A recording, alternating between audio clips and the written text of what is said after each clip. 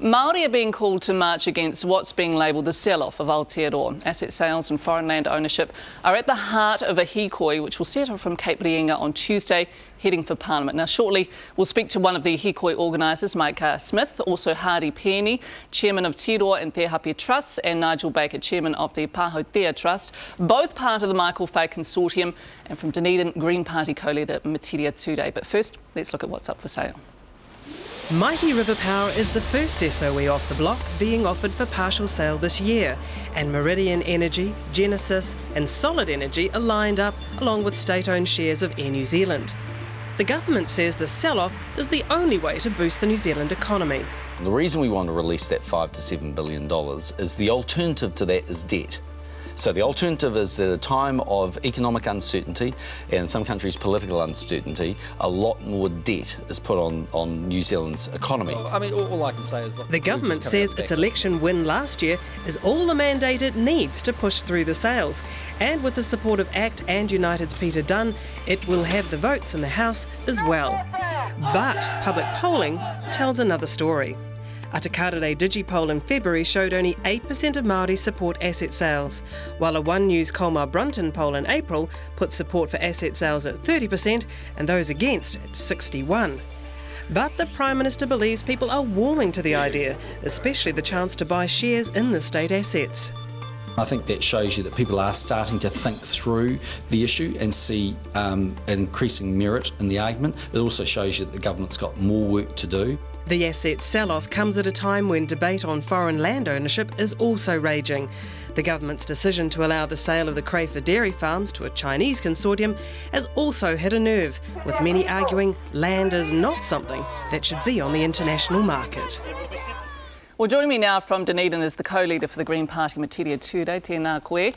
And with me in studio is hikoi organiser Mike Smith and Nigel Baker, Chairman of the Pāhautea Trust, also Hardy Penny, Chairman of Tiroa and Te Hape Trust. So tēnā koe hoki. Let's start with you, Nigel. Clearly you're unhappy with the sale of the Crayford farms. Yes, I suppose we've been consistent all the way through. The government's decision is not half expected. We were optimistic about what decision would be made, and of course there was a number of angry reactions from our two whareto people, and I would like to mention at this stage that I'd also bring the blessing of Te Ariki Sir Tumitihuhu to this issue as well. Okay. Yeah. Isn't it the case though that the consortium simply was outbid? It was a better bid? It was a better bid, but I think that in our situation we weren't allowed to take part of it. We were excluded from that process. Why should you have been included? Well, I think that once the OIO got hands of it, it becomes then an issue connected to the treaty, because the OIO is a Crown agent. And as I say, we have been left out in the cold. We should have had consultation. The issues about Waihi Tapu and significant sites of the land have only come to bear since we brought them to the Crown's attention, no one else. Otherwise they would have bypassed us altogether. Hardy, were you surprised about Landcorp's involvement? I was very disappointed because here you had a state-owned enterprise competing against Māoridom. What I would like to bring into question is where is the treaty obligation and the partnership back to Māoridom? You know, I find it very distasteful that a government-owned enterprise has been allowed to get away with this. So what should happen? Well, I would have preferred transparent processes be undertaken, declarations of possible conflicts of interest. Surely it must breach some of those protocols, because everything at this point in time had been shrouded in secrecy. We've applied to the Ombudsman, the Privacy Commission, to bring to the table a fair and transparent process. So what are you saying, that Landcorp had, there was some dealing by the government to bring Landcorp and Shanghai Pension together to make a stronger bid? Is that what you're saying? Well, there was already interaction with Shanghai Pension in the past that when the documents are made available, it will show that there has been a lot of interaction between both parties. Okay, there's been the word xenophobia has been bandied around quite a bit around this deal. How does that sit with you? I don't share that view with a lot of people. I don't have any problem with Asians leasing land. That's not a problem, but it's the modelling that needs attention. The outright ownership of significant farmlands, definitely no. Metiria, let me put the same question to you. This idea of there being an element of xenophobia in this deal, how does that sit?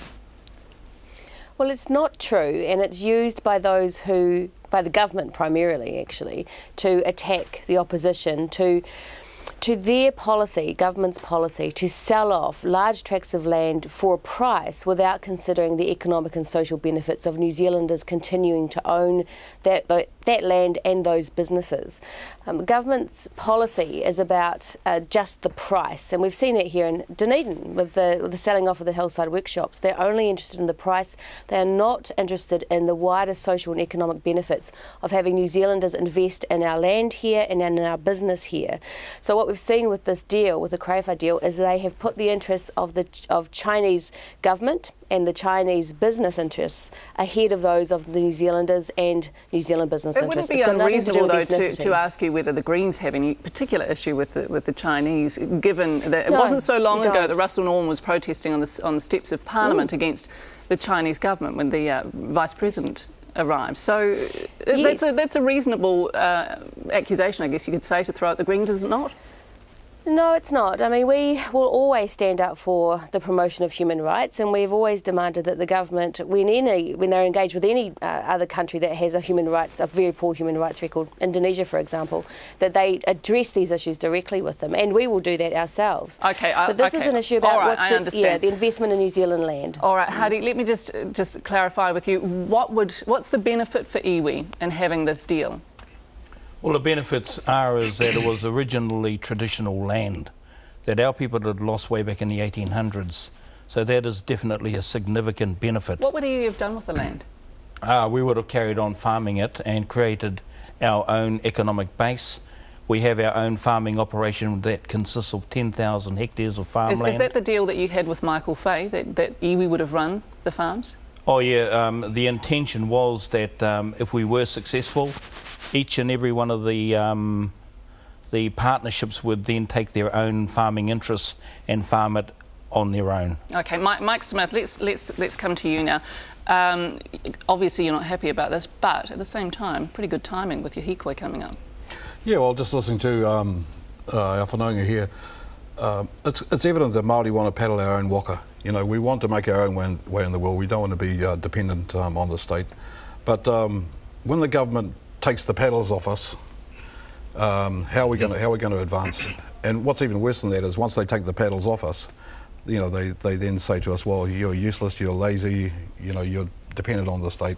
And so yeah, it's almost like the 18th century revisited, in that the government wants to first dominate and then eliminate our rights under the Treaty of Waitangi. So I guess the opposition parties can't do anything about it. The Greens can't, the Mana Party, the Māori Party, so it's now bounced back into the court. So you really need the people's voice behind Absolutely, this. You're marching on a range of different issues. We'll talk about that in a moment. But before we move on to discuss state asset sales, we did ask the Prime Minister, the Deputy Prime Minister, the Minister of Land Information, Maurice Williamson, and the Associate Finance Minister, Jonathan Coleman.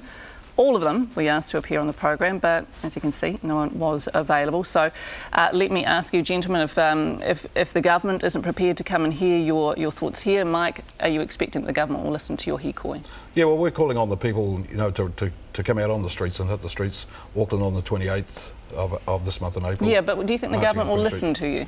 Well, I think they will. You know, when you think back to the demonstrations against the mining of conservation lands, you know, 50,000 Aucklanders hit the streets and the government dropped that like a hot potato. So I think, you know, really the onus is on us, the population now, to stand up and have their voices heard. And I think they will if we can create enough political pressure, if we can make this issue as toxic as possible to the national government, they will step away from it. OK, Metiria Turei, presumably you will be taking part in this march? We will certainly be there and supporting them when they come to Parliament. Is there any part of the march that you don't support?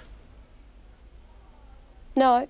But we also have, alongside the hikoi, we also have the citizens-initiated referenda, which we expect, which a number of organisations are promoting and will come out in the next few weeks, which is another way for people to demonstrate their support. We do have to move on, so we will expect to see the Greens as part of this hikoi. Gentlemen, what are you going to do? What's the next step from here? Okay, You've got an appeal. Yeah, well, yes, we do. We have an appeal before the High Court, and we will follow our course as we get closer to it.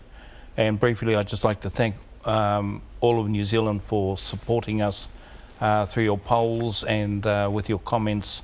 Thank you very much. Without your support and your thoughts, we probably would not have gone so far. So excellent. kia ora. How confident are you feeling that this appeal might work? Well, I suppose, you know, we've always been, as I said, we've always been optimistic all along with this process, and I think that the winning of the first injunction against the process was a significant point for us to overcome. And whereas my apologies, let me move you on just very quickly. Do you feel that this appeal will work? yes, I do. I do think the appeal will work. You will see that you expect to see this CREFA deal overturned. Yes, that's what we're. What do you think, Mike Smith? Is that likely? Well, I don't know. We've got a government that's involved in secret negotiations with transnational companies. With the Trans-Pacific Partnership Agreement, they seem to be hell bent on the privatisation of this nation's assets to foreign companies, and we're seeing it in a whole lot of different ways. With resource extraction like coal, deep sea oil, the selling off of the energy companies and that. So I think ideologically they're just totally committed to to selling off our country's birthright. Okay, you and I were speaking in Make-up just before we came in, and we were discussing apathy. I mean, how likely do you think it is you're going to get the numbers that you want for this hikoi? Yeah, I think there's a lot of people upset. The polls have said that, and I think this is an issue that all New Zealanders can stand together on. It's not just a Māori issue.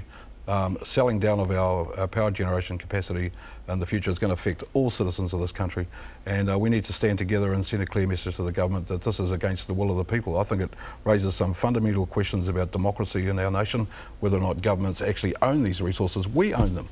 They belong to the taxpayers. Our grandparents, our parents paid taxes, built up these resources. They're ours. They don't belong to the government. They're just there to manage them. And if they don't want to manage them, well, then they should get out of power and put somebody in that is prepared to manage them on behalf of the citizens of this country. I appreciate your time. Thank you very much, Mike Smith, Nigel Baker, Hardy Penny and Green co-leader Metiria Turei.